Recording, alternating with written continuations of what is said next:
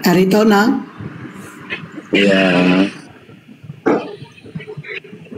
Ya, gini ya, biar bagaimanapun kita itu nggak akan bisa paham tentang Alkitab. Ya, walaupun aku jarang baca Alkitab, tapi aku yakin Tuhan Yesus Kristus adalah Tuhan kami, dan apa yang diajarkan Dia kepada kami akan taat kepadanya. Iya, saya mengaminkan itu kawan, saya mengaminkan. Tuhannya Kristen itu adalah Yesus Kristus. Itu Tuhannya Kristen. Tuhan yang ingin menyaingi Tuhannya Yahudi. Assalamualaikum warahmatullahi wabarakatuh.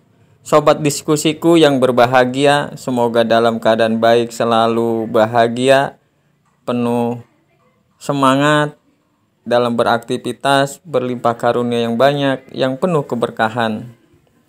Di kesempatan ini, mari kita simak diskusi lintas agama yang dilaksanakan oleh para mujahid di Apologet Islam Indonesia yang dipimpin oleh Bang Juma, Bang Handi, dan tim lainnya yang begitu menarik diskusinya, berisi penuh literasi yang mencerahkan cakrawala berpikir kita dan menginspiratif kehidupan kita untuk tetap berada di dalam kebenaran, dalam keimanan yang hakiki, yaitu kepada Allah Subhanahu wa Ta'ala, Sang Maha Pencipta alam semesta raya ini. Mari kita simak diskusinya bersama-sama berikut ini.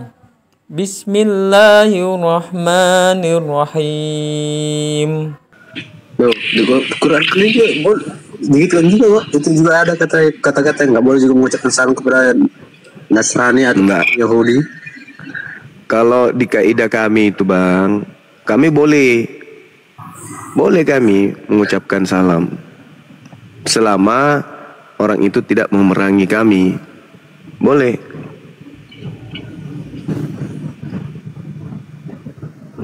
Seperti itu saudara. Ya, jadi materi yang kita bahas ini kan, kalau di Islam betul yang dikatakan oleh Dinda Faruk tadi, kaidah di Islam itu jelas. Al-Quran mengatakan begini, Auzubillahi minasyaitonirrajim. Wa jaza'u sayyi'ati sayyi'ah mithluha. Balasan suatu kejahatan adalah kejahatan yang setimpal. Faman afa wa aslaha fa ajruh 'ala Allah. Tetapi barang siapa memaafkan dan berbuat baik kepada yang berbuat jahat kepadanya, maka dia mendapatkan pahala dari Allah. Itu di dalam Al-Quran. Jelas kaidahnya itu rasional, masuk akal. Lalu kata Allah, walaman sabara wa ghafara inna dzalika lamin azmil umur. Tetapi barang siapa bersabar dan memaafkan, sungguh yang demikian itu termasuk perbuatan yang mulia. Saya pernah bertanya kepada seorang ahli sejarah, beliau seorang mu'allaf. Ini data yang dibaca Dinda Faruk, itu ternyata dipakai untuk supaya orang itu semua bisa tunduk kepada kekaisaran Romawi. Data ini digunakan kemudian agar orang-orang di bawah kuasa Imperium Romawi itu bisa kemudian menerima agama Kristen, bisa menerima agama Katolik. Jadi apapun kemudian yang diminta oleh kaisar berikan. Apapun yang kemudian yang kaisar katakan, jangan dilawan, jangan dibantah. Sekalipun pipimu ditampar, jangan lawan. Harus tunduk kemudian kepada kebijakan otoritas gereja Katolik. Itu menurut kesaksian. Menurut kesaksian pakar sejarah yang sekarang alhamdulillah sudah mu'alaf kan gitu Bang. Karena data yang ini itu tidak cocok dipakai kecuali penjajah.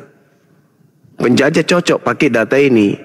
Maksudnya ketika Belanda masuk ke Indonesia, dijajah kalian, jangan melawan. Kasih semua hartamu, kasih semua rempah-rempah yang ada di dalam negaramu ini. Itu maksudnya. Karena ini tidak rasional, nggak bisa dipakai. Individu nggak akan pernah sanggup untuk menggunakan data-data ini hanya digunakan oleh penjajah. Makanya saudara Yuda itu ya kebablasan, panik ketika diminta pertanggungjawaban untuk mengaplikasikan isi Bible, ternyata nggak bisa dia. Berilah orang yang minta. Nah, kalau orang minta hartamu harus kau kasih, itu dalil. Karena Yesus mengatakan begini di dalam kitab Anda sendiri nih, di dalam Lukas Lukas 6 nomor 49 kata Yesus, akan tetapi barang siapa mendengar perkataanku tetapi tidak melakukannya, dia sama dengan seorang yang mendirikan rumah di atas tanah tanpa dasar. Ketika banjir melanda, rumah itu segera rubuh dan hebatlah kerusakannya. Barang siapa yang mendengarkan perkataanku tetapi tidak mempraktekkannya, ia sama dengan seorang yang mendirikan rumah di atas tanah tanpa dasar. Nah, kata Matius dan juga kata Lukas itu adalah ucapan Yesus. Berilah kepada orang yang meminta kepadamu dan janganlah menolak orang yang mau meminjam daripadamu. Itu kata Yesus. Kata Yesus, barang siapa mendengarkan perkataanku itu dan tidak mempraktekannya, maka dia seibarat membangun rumah di atas pasir. Lukas 12 nomor 23, juallah segala milikmu. Ini perintah. Barang siapa yang mendengarkan suaraku, mendengarkan perkataanku, tetapi tidak melakukannya, maka sekali lagi, itu sama halnya membangun rumah di atas pasir. Juallah segala milikmu dan berikanlah sedekah. Buatlah bagimu pundi-pundi yang tidak kemudian dapat menjadi tua. Suatu harta di surga yang tidak akan habis, yang tidak dapat didekati pencuri, dan yang tidak dirusakkan kemudian oleh ngengat. Lukas 6 nomor 30, berilah kepada setiap orang yang meminta kepadamu, dan janganlah meminta kembali kepada orang yang mengambil kepunyaanmu. Nah, ini Kristen dengar nggak ini? Dengar. Kata Yesus, barang siapa yang mendengarkan perkataanku dan tidak mempraktekannya, maka dia sama halnya membangun kesia-siaan dalam hidupnya. Itu dalil. Berilah kepada setiap orang yang meminta kepadamu. Ini data kapan ini Lukas ini? Menulis ini kapan? Jangan-jangan ini tulisan-tulisan yang ditambah-tambahkan untuk kemudian meninabobokkan orang-orang yang ada di bawah penjajahan, yang ada di bawah kuasa Romawi pada saat itu. Karena kalau mau diperhatikan sekarang ini bullshit. Bullshit. Contoh, kata doktrin gereja, Taurat itu tidak bisa dilaksanakan oleh siapapun. Tidak ada orang yang sanggup melaksanakan Taurat itu. Makanya dibatalkan dan diganti dengan ajaran baru. Taurat itu tidak bisa katanya, karena tak ada yang sanggup melakukan. Ini dalilnya Lukas 6 nomor 30, Lukas 12 33 dan seterusnya. Itu jauh lebih berat daripada Taurat. Taurat, jangan makan ini, jangan makan itu, gampang. Tinggal diikuti aja, tundukkan aja, sunatkan hati untuk tidak mengikuti keinginan daging. Jangan makan kalau dilarang. Jangan ikuti kehendak daging. Dagingnya mau makan babi, diikutin. Diharamkan yang tadinya jadi halal karena ikuti nafsu daging. Tapi Kristen mengatakan, oh kami nggak tunduk lagi di daging. Apa? Siapa bilang? Justru kalian sekarang ini memuaskan syahwat daging kalian. Apa yang daging kalian inginkan, itu yang kalian makan. Andai bisa, jalan raya, jalan tol, jembatan, kalian makan, besi angker kalian makan, ya kalian makan juga. Kenapa? Karena kalian ingin memuaskan daging. Sedangkan kemudian di Taurat itu dilarang jangan ini, jangan itu. Itu lebih mudah. Jangan ada Tuhan lain selain Tuhannya Abraham, Ishak dan Yakub. Itu lebih mudah.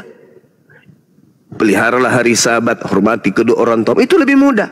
Tapi karena Kristen ini adalah agama yang ditopang kemudian dari kekaisaran Romawi, maka mereka menganggap itu sulit. Yang berat, itu berat. Yang ringan itu ajaran Kristen. Apa itu? Berilah kepada setiap orang yang meminta kepadamu dan janganlah meminta kembali kepada orang yang mengambil kepunyaanmu. Ini jauh lebih berat. Saudara-saudara. Ini jauh lebih berat. Ini jauh lebih berat. Ya, tetapi karena ini ya namanya juga kekaisaran Romawi ya, penguasa pada saat itu sengaja mendoktrin wilayah-wilayah jajahannya supaya ketika kaisaran minta harta upeti jangan kemudian menolak, berikan semuanya, berikan semuanya, berikan semuanya. Itulah yang terjadi. Jadi perlu dicatat, kitab Lukas ini tidak pernah ada legitimasi dari Yesus. Oleh karena itulah kemudian ya terindikasi ini adalah penambahan-penambahan dari orang-orang yang tidak dikenal, karena Lukas ini bukan murid Yesus. Lukas ini asisten Paulus yang kelak menjadi tokoh pendiri agama Kristen. Saya kira begitu sebagai penambahan dari saya. Ini saudara-saudara,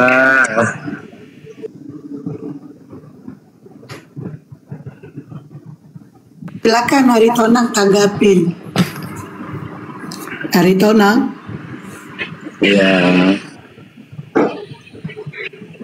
ya gini ya, biar bagaimanapun kalian itu nggak akan bisa paham tentang Alkitab. Ya, walaupun aku jarang baca Alkitab, tapi aku yakin Tuhan Yesus Kristus adalah Tuhan kami, dan apa yang diajarkan Dia kepada kami akan taat padanya.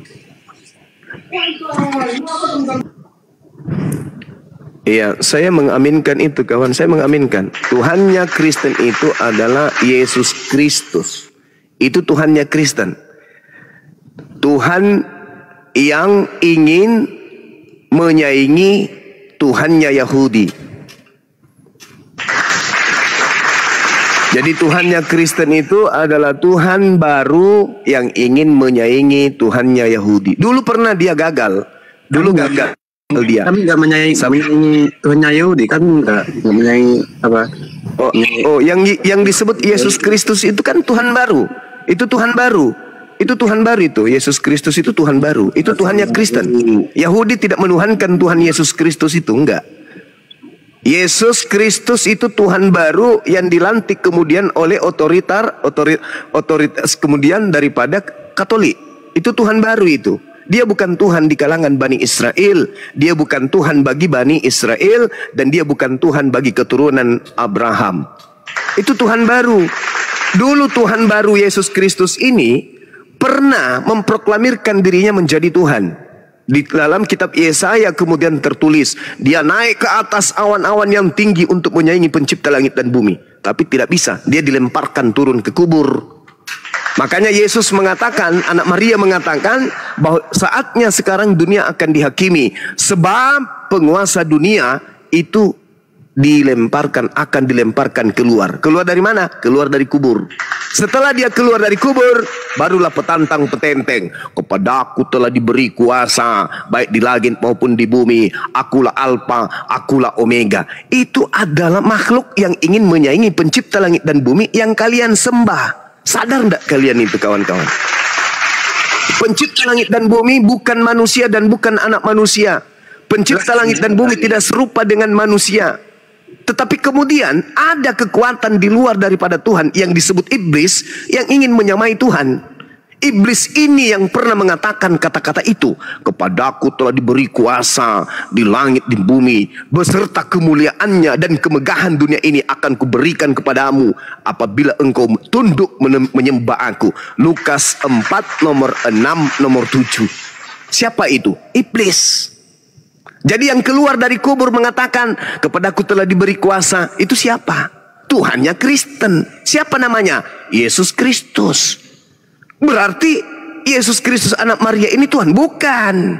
Yesus anak Maria itu manusia. Dia nabi, dia rasul yang tidak bisa berbuat apa-apa dari dirinya sendiri kecuali dia menerima perintah titah dari Tuhannya Sang Bapa yang mengutusnya kepada Bani Israel. Lalu siapa Yesus Kristus yang disembah oleh Kristen?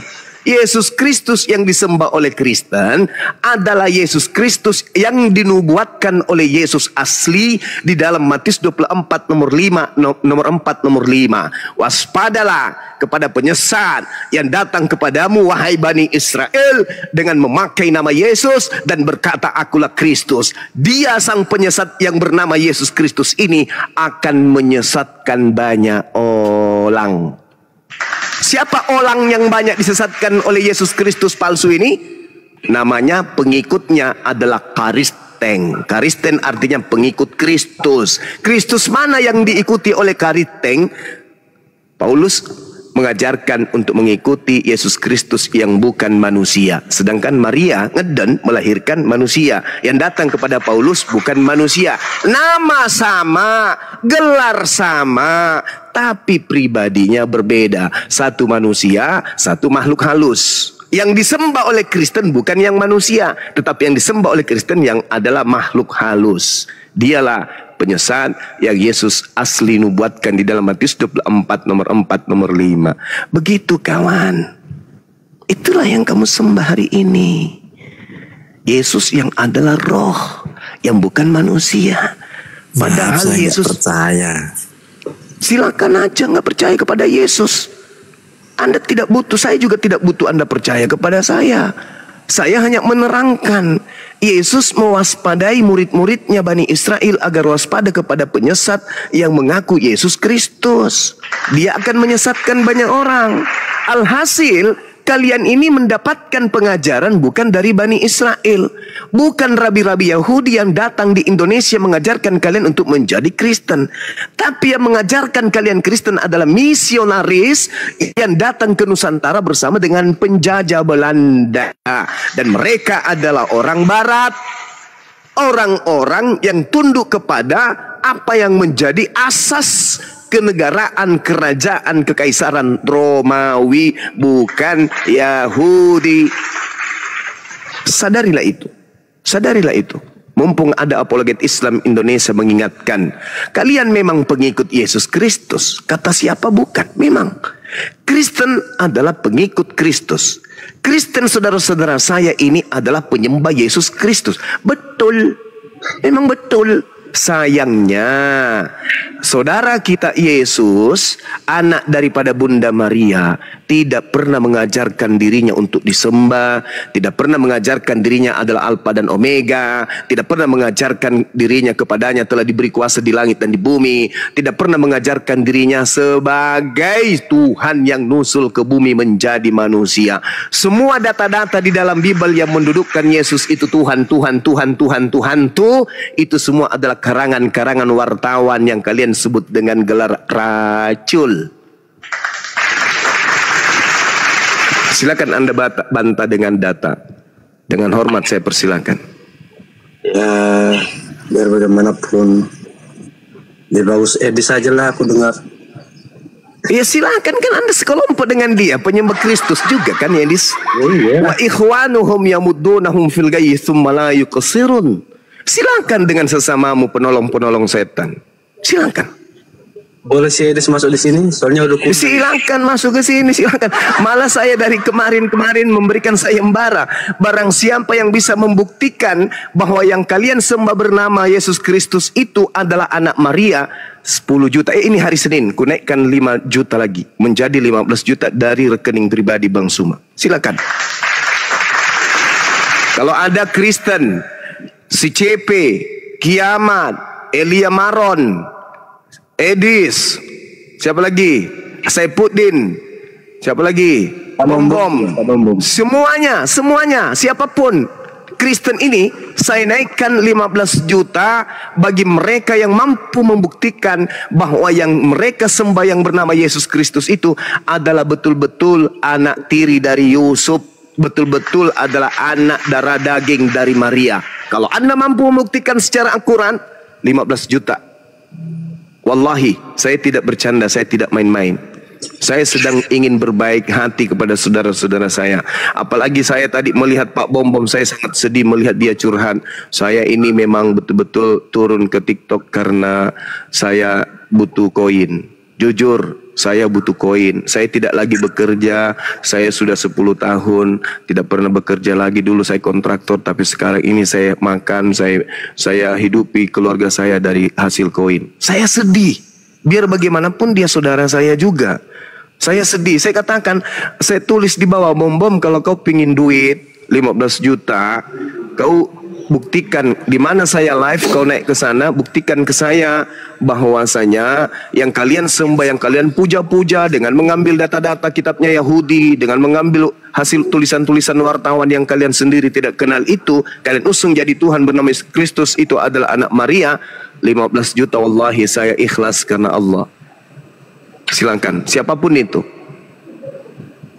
Jangan pula Edis kau undang ke sini, turunkan yang lain. Turunkan yang lain. Mute. Jangan pula kayak gitu modelnya. Ini sayembara ini. Sayembara yang saya berikan kepada saudara saya Ridho. Saya ikhlas, bukan ngadi-ngadi.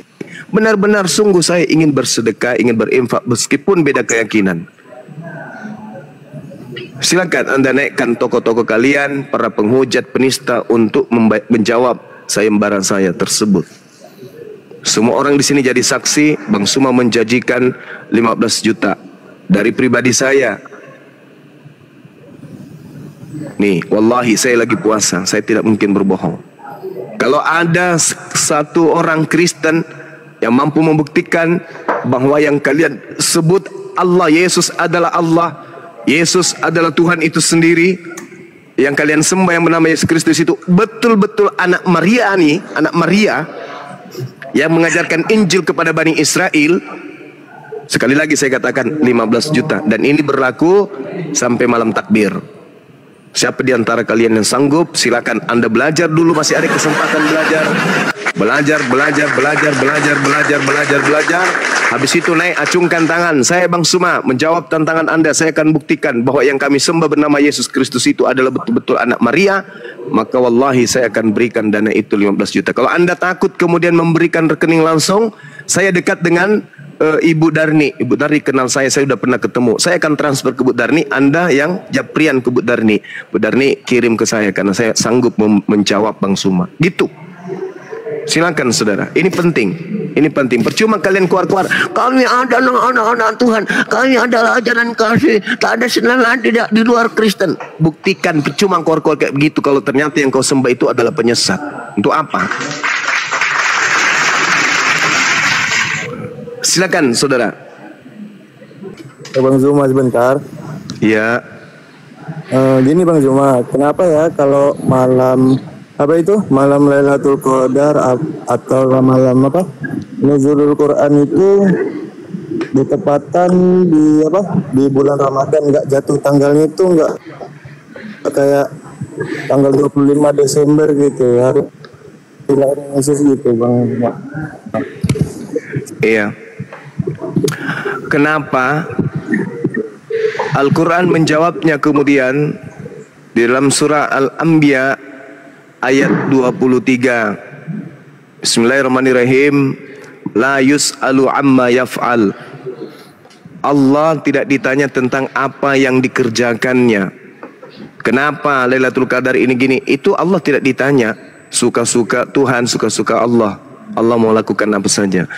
Kita manusia ini yang harus siap ditanya. Kitalah yang harus ditanya. Kenapa kamu tidak Islam? Kenapa kamu masih menyembah makhluk roh? Bukankah roh itu adalah makhluk halus? Kenapa kau masih sembah? Gitu saudara. Jadi Allah tidak ditanya kenapa harus begini, kenapa harus begitu. Kita ini hamba, tunduk berserah diri kepada kaidah-kaidah yang ada. Seperti itu. Terlalu jauh kita kemudian melanglang buana. Yang kita bahas ini sekarang mengenai konsep ketuhanan. Apakah betul yang mengajarkan kemudian di dalam Lukas, Matius, berikanlah kepada siapapun yang minta kepadamu dan janganlah minta kembali, juallah hartamu, berikanlah, dan seterusnya. Apakah betul itu ajaran anak Maria atau itu ajaran penyesat yang mengatasnamakan Yesus Kristus? Karena kan dalilnya jelas. Waspadalah kepada penyesat yang datang kepadamu dengan memakai nama Yesus dan berkata akulah Kristus. Mereka penyesat ini akan menyesatkan banyak orang. Itu jauh lebih penting. Siapa orang banyak yang disesatkan oleh Yesus Kristus itu? Cari siapa di dunia ini yang gelarnya pengikut Kristus. Ya Kristen. Jadi orang banyak yang disesatkan itu namanya Kristen. Mari kita buktikan. Siapa yang memerintahkan kalian menyembah Yesus Kristus itu? Ada yang memerintahkan kalian? Tidak ada kan? Berarti kalian membantu iblis yang ingin menyamai Tuhan. Tuhan memiliki hamba. Tuhan memiliki hamba. Iblis juga mau punya hamba. Kalianlah yang menjadi hambanya. Sehingga Tuhan memiliki saingan. Iblis itu kerjanya mau menyaingi Tuhan. Ketika Tuhan mengatakan jangan kau makan buah pohon larangan baik dan jahat ini, iblis mengatakan makan. Ketika Tuhan mengatakan, jangan kau makan babi, iblis yang mengatakan, makan. Sunatkan kulupmu, iblis yang mengatakan, jangan sunatkan kulupmu. Iblis itu selalu saja bertentangan dengan perintah yang maha tinggi. Kerjaan iblis itu dari awal mulanya kayak begitu. Apa yang diperintahkan Tuhan diobrak-abrik oleh iblis supaya manusia ini justru lebih tunduk kepada dia daripada kepada Tuhan. Nah sekarang Tuhannya mengajarkan menyembah kepada dirinya, yaitu yang ada di langit. Yesusnya mengajarkan menyembah kepada hakikat yang ada di langit, yang tidak serupa dengan apapun, yang tidak pernah dilihat oleh manusia, yang tidak pernah kemudian nusul menjadi makhluk, yang tidak pernah dibentuk dalam bentukan apapun. Itu ajaran Tuhan. Giliran kemudian ada makhluk datang kepada Paulus mengaku Yesus Kristus, segala-galanya kemudian berubah 180 derajat, 9%. Yang tadinya hanya seorang bayi, aku lapar, aku ngantuk, mama minum cucu. Begitu muncul makhluk yang mengaku Yesus Kristus, seketika bayi ini duduk setara dengan pencipta langit dan bumi. Bahkan pengikutnya mengatakan apa? Menyembah 3 pribadi. Oh salah bang, kami menyembah Tuhan kami satu. Siapa Tuhan satu itu? Yesus dan Bapa. Berarti sama dengan Kristen menggaungkan bahwa Yesus Kristus itu adalah Bapa itu sendiri, setara dengan Bapa, sehakikat dengan Bapa. Dengan kata lain, orang-orang ini kemudian membantu iblis dalam menyaingi pencipta langit dan bumi. Kemana mereka pergi nanti? Ke surga? Nggak mungkin, nggak mungkin. Orang yang membantah perintah Tuhan dan orang yang ingin menyaingi Tuhan dan mengusung orang lain untuk menjadi penyaing Tuhan, itu semuanya di neraka tempatnya. Itu di neraka. Anda tidak percaya? Anda baca Matius 7 nomor 22 nomor 23. Kemana Yesus mengusir orang-orang yang memanggil Yesus Tuhan? Kemana Yesus mengusir orang-orang yang memanggil dirinya Tuhan, bermujizat pakai namanya, mengusir setan pakai namanya, bernubuat pakai namanya? Kemana dia pergi? Ke neraka, bukan? Kenapa? Karena orang-orang ini adalah penyesat. Kenapa dikatakan penyesat? Karena mereka melantik sosok roh yang ngaku Yesus Kristus sama, setara, bahkan sehakikat dengan pencipta langit dan bumi. Na'udzubillah, summa na'udzubillah. Itu adalah kejahatan yang sangat luar biasa tuh. Kejahatan yang sangat luar biasa. Orang-orang Yahudi tidak pernah memberikan saingan kepada Yod-Heh-Vav. Orang Yahudi tidak pernah memberikan kemudian sandingan terhadap Tuhan mereka. Yesus tidak pernah mengajarkan dirinya seimbang, seirama, selevel dengan Tuhannya. Yohanes 17 nomor 3. Hidup kekal itu adalah mereka mengenal Engkau satu-satunya. Bukan dua-duanya, bukan, tapi satu-satunya. Dan aku hanya utusan. Kaulah satu-satunya Tuhan. Makanya Yesus dalam hidupnya apa? Mempraktekkan apa? Sujud, berdoa, semalam-malaman, memohon kepada siapa? Kepada Bapa yang ada di langit. Tapi begitu kemudian muncul Yesus Kristus yang ada di Damsyik dan di Pulau Patmos, seketika kemudian Yesus yang tadinya manusia biasa berubah 360 juta persen menjadi setara bahkan sehakikat dengan pencipta. Ini perbuatan baik nggak kayak gini? Mengkudeta pencipta, dengan mendudukkan ciptaan menjadi setara bahkan sehakikat dengannya. Itu perbuatan baik nggak itu? Itu perbuatan setan itu. Anda nggak sadar. Tapi ketika bertemu dengan para apologet Islam, cobalah sedikit-sedikit sadar. Sadarlah kawan, sadar. Kalian menyembah sosok makhluk ngaku Yesus Kristus. Anda baca Galatia 1 nomor 11 nomor 12. Jangan Anda sombong karena Anda ini pendeta, Anda ini pastor, karena Anda ini misalnya, mohon maaf, Anda aparat, Anda PNS, Anda pengusaha, Anda sombong. Wah, tidak bisa, Tuhanku tetap Tuhan. Nggak bisa kayak gitu yang bukan Tuhan. Meskipun Anda paksa jadi Tuhan, tetap aja bukan Tuhan. Tetap aja bukan Tuhan. Meskipun Anda punya pangkat, ya, penuh di pundak, Anda punya kerajaan, tahtanya itu sampai ke langit. Kalau Anda mengusung bukan Tuhan menjadi Tuhan, ya apa bedanya dengan setan? Untuk itulah kemudian, mari duduk renungkan baik-baik. Salah nggak yang Yesus katakan? Waspadalah kepada penyesat.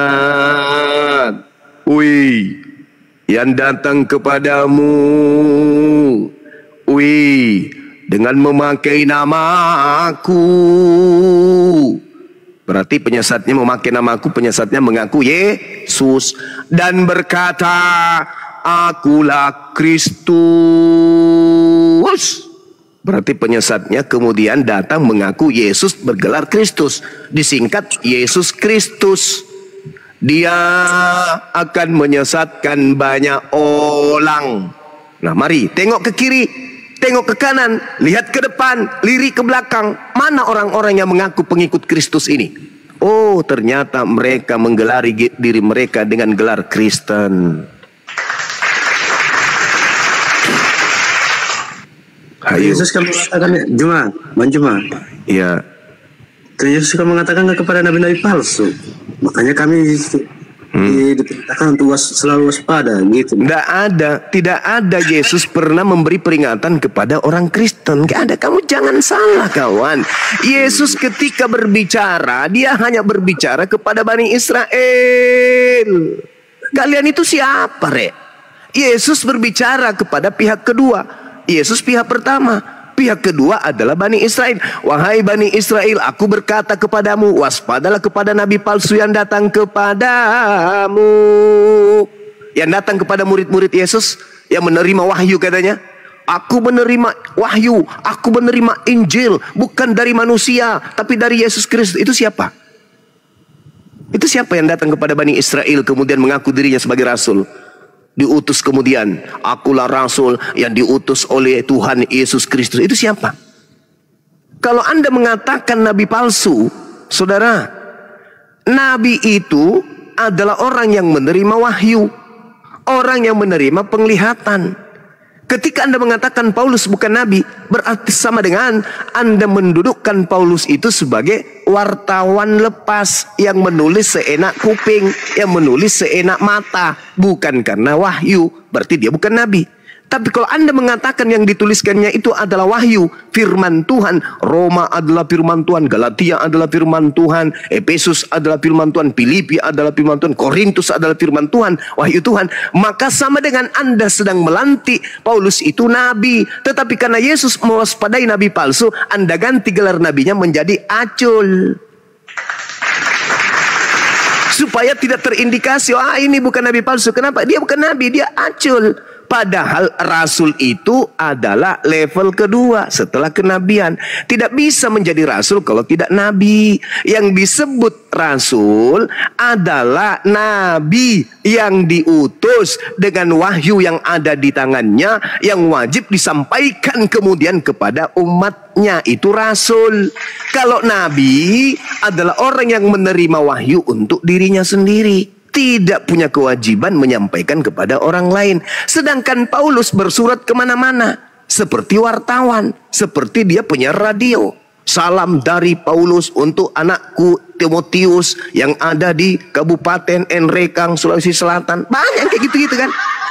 Artinya Paulus ini nabi. Lagi-lagi dia mengatakan di dalam Galatia 1 nomor 15, aku dipilih dari sejak dalam rahim ibuku. Dipilih sebagai apa? Dipilih sebagai hantu, dipilih sebagai setan, dipilih sebagai nabi, dipilih sebagai rasul, atau dipilih sebagai penyesat. Penyesat. Nah, itu. Makanya saya katakan kepada saudara, karena Paulus mengatakan begini kawan. Galatia 1 nomor 11 nomor 12, aku menerima Injil tapi bukan dari manusia. Bukan manusia yang mengajariku Injil, tetapi dari pernyataan Yesus Kristus. Ada Kristusnya belakangan. Paulus mengatakan, aku tidak menerima Injil dari manusia.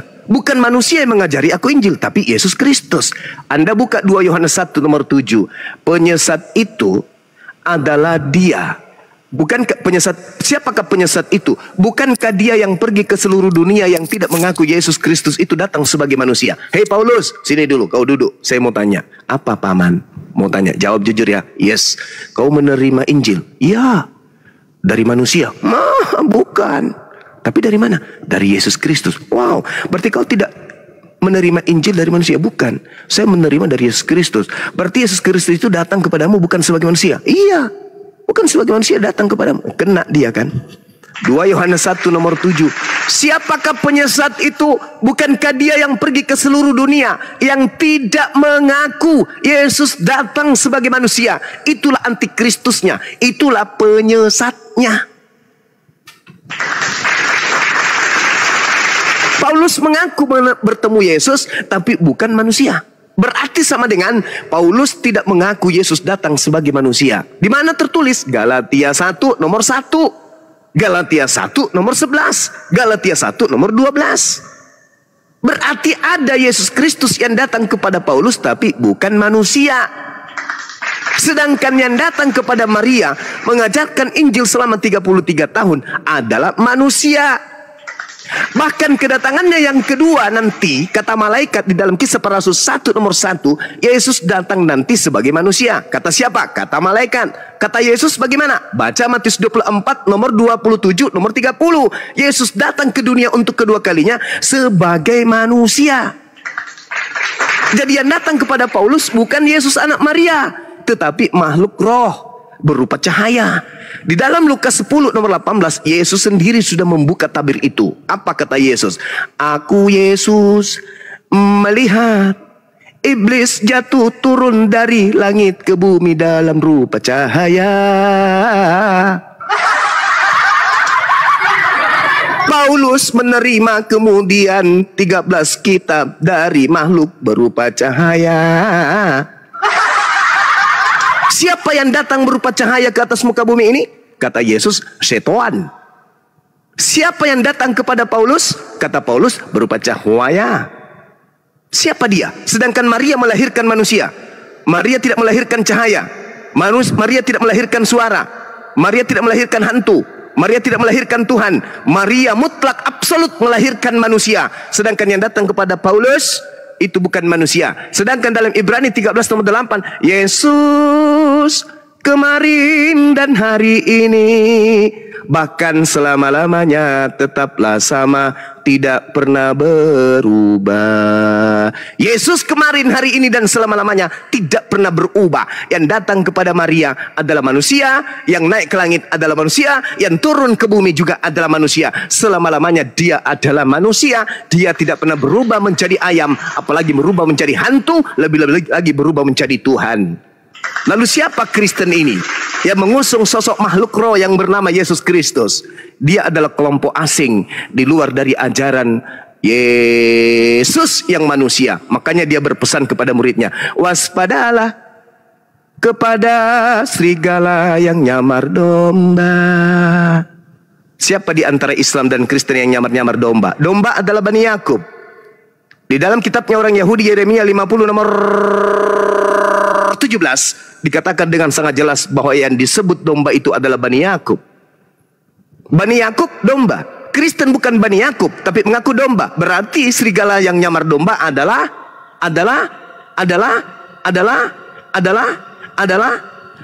kasetnya rusak. Adalah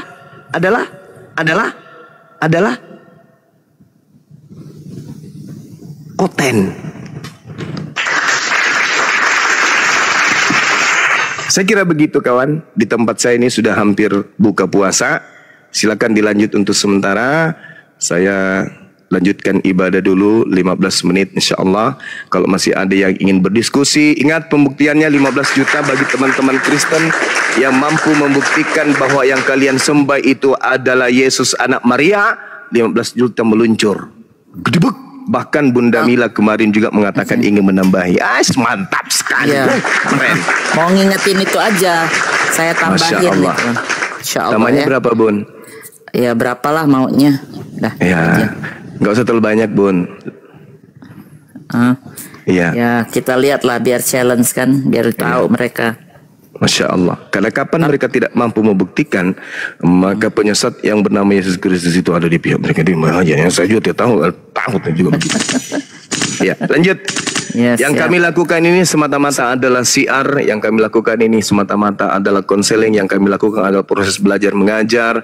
Ada yang mengajar, ada yang belajar, ada yang sedang menerima materi, ada yang sedang memberikan materi. Kalaupun ada yang salah, silakan diluruskan. Kalau ada yang benar silakan diterima, karena kebenaran itu hanya milik pencipta langit dan bumi. Kita manusia hanya menyampaikan dan menjabarkan sepengetahuan kita saja. Demikian sementara saya izin ibadah. Silakan. Amin ya Bapak. Oke, siap. Nah, ini lawan diskusi saya tadi siapa? Dodi atau Aritonang? Nah, Aritonang ini Ito saya nih. Sama-sama Aritonang aja lah kita. Oke, Ito. Ya, Forest Namburu. Ya, sama-sama Aritonang lah. Ayo kita diskusi. Gimana?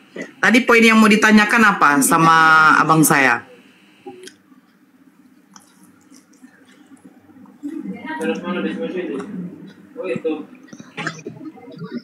Ya, yang mau ditanyakan ini kan, coba yakinkan aku. Ya, apa mukjizat Nabi Muhammad? Itu aja. Tawa saya. Lah, kalau soal meyakinkan itu, ya. Kalau soal meyakinkan, kalau saya katakan Yesus membangkitkan orang mati, Yesus menyembuhkan orang yang sakit, Yesus melakukan memberi makan 5.000 orang, 4.000 orang.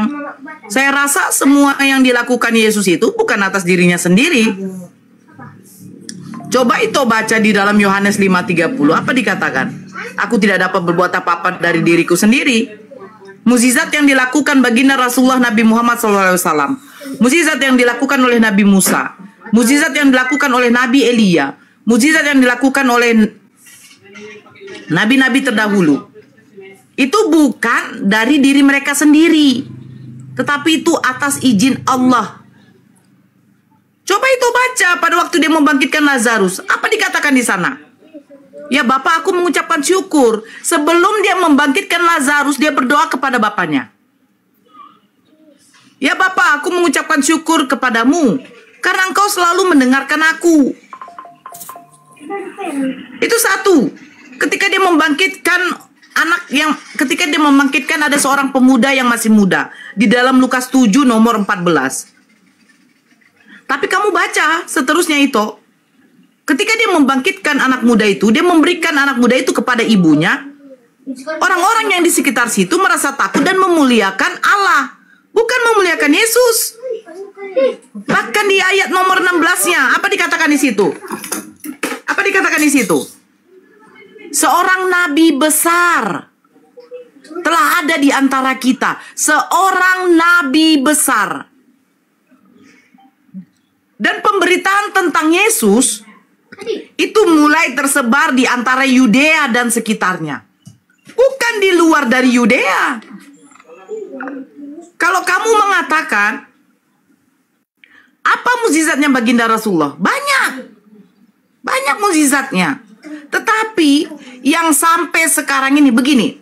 Mukjizat yang dilakukan Nabi Musa, membelah lautan. Kalau kita ceritakan kepada anak kita, apa yang dikatakan anak kita? Wih, hebat ya Mak ya, Nabi Musa bisa membelah lautan.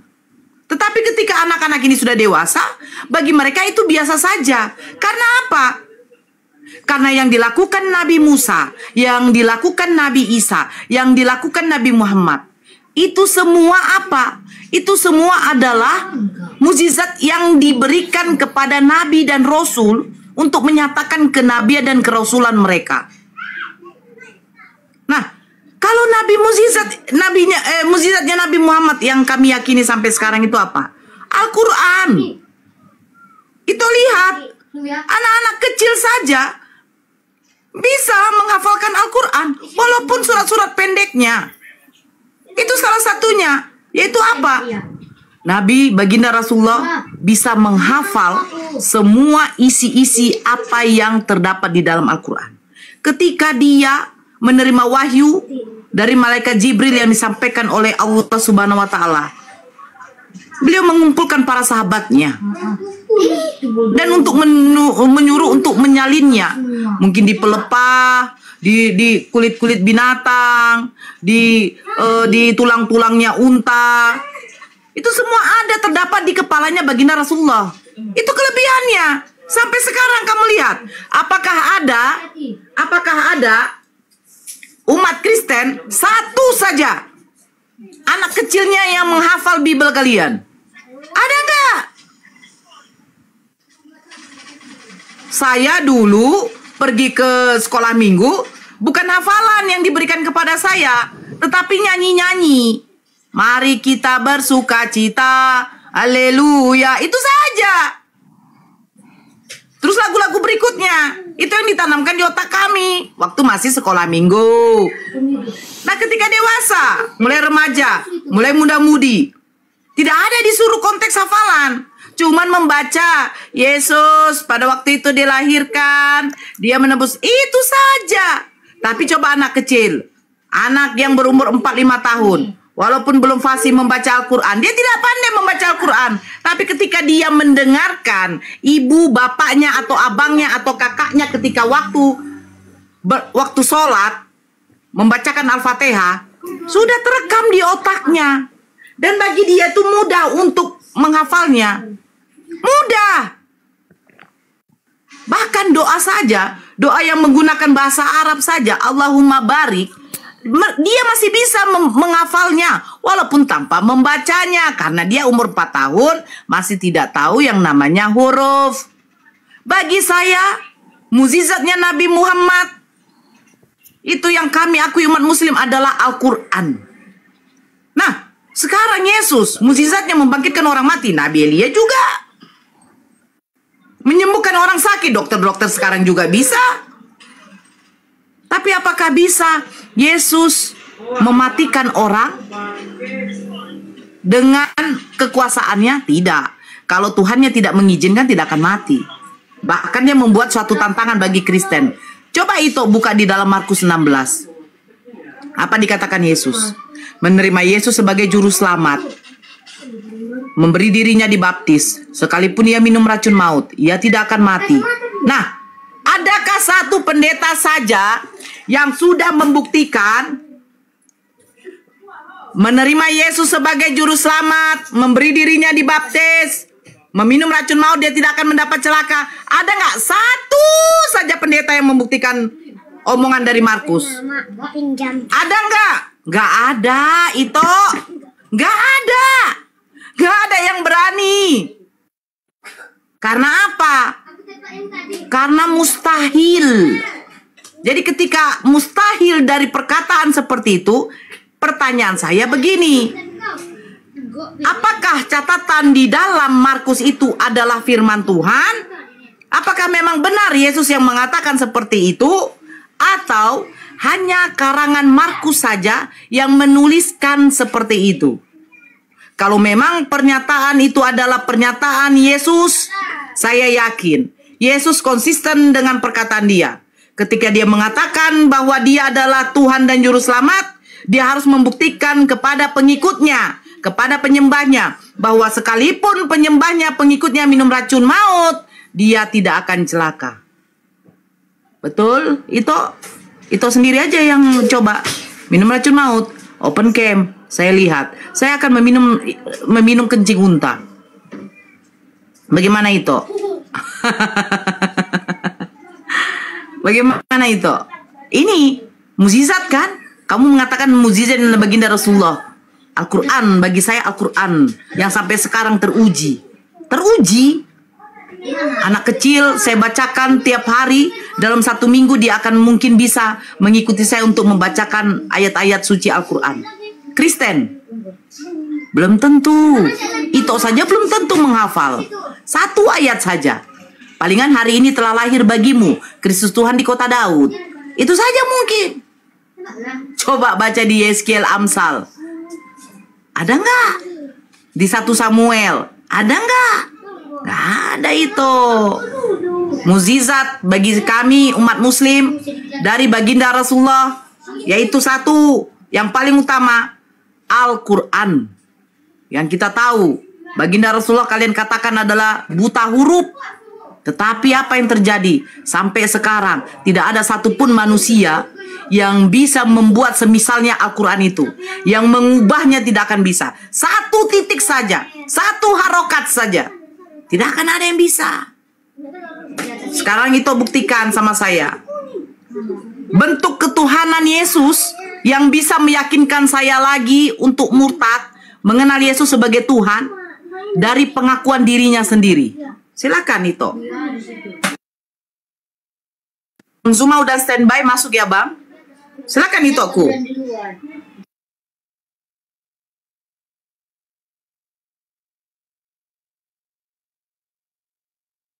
Barakallah Bunda Mila, sehat selalu bundaku.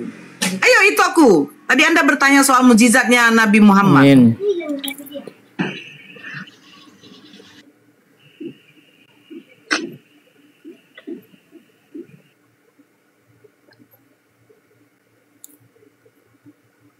Ito.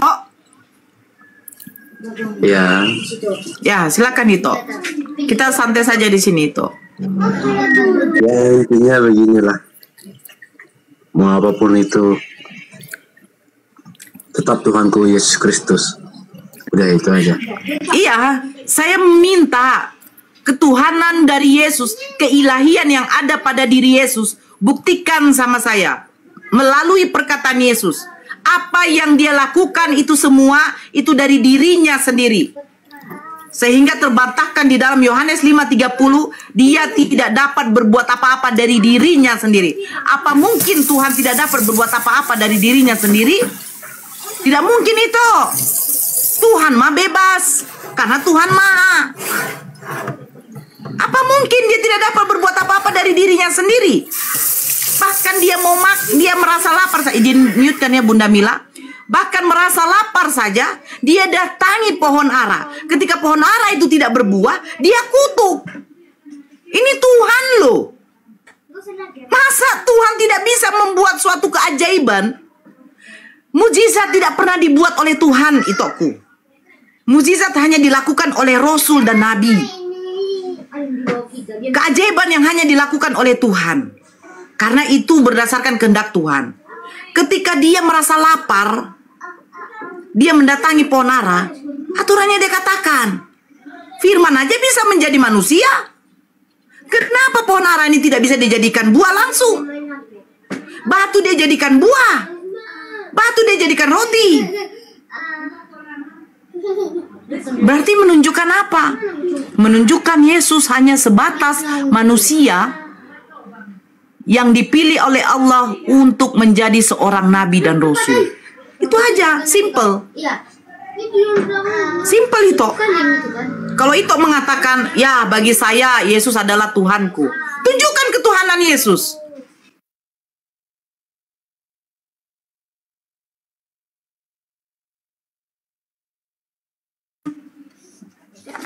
Ketuhanan apa yang dimiliki oleh Yesus? Keilahian apa yang sudah ada pada diri Yesus? Sehingga Yesus membuat suatu keajaiban. Kalau mukjizat, jangan itu. Semua nabi-nabi membuat mukjizat. Tapi kalau membuat suatu keajaiban, baru itu namanya Tuhan.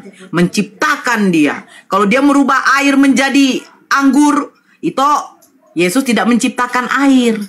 Kalau air dirubah menjadi anggur, itu suatu mukjizat. Tapi kalau bisa Tuhan itu membuat tangan manusia menjadi 5, itu keajaiban, berarti dia Tuhan, Yesus. Ya, silakan itu. Jangan bilang kita imani aja itu namanya iman buta itu. Kalau iman buta itu sia-sia itu ya. Yesus kan mengajarkan hidup yang kekal. Itu mengenal satu-satunya Allah, Yesus utusan. Itu nggak mungkin tidak mau mencari hidup yang kekal itu. Silakan itu. Coba sanggah saya. Tunggu. Kalau Tuhan Yesus hanya cuma utusan, kenapa dia berasal dari surga? Coba jawab dulu. Kenapa dia berasal dari surga? Sekarang siapa yang mengatakan Yesus berasal dari surga? Siapa makhluk yang sudah ada di surga itu? Tunjukkan sama saya. Yesus yang berasal dari surga, sedangkan kita berasal dari tanah. Coba baca Alkitab dulu. Sekarang oke. Ini kita main logika dulu ya. Dia berasal dari surga, kita dari tanah. Pertanyaan saya, yang melahirkan dia dari tanah apa dari surga?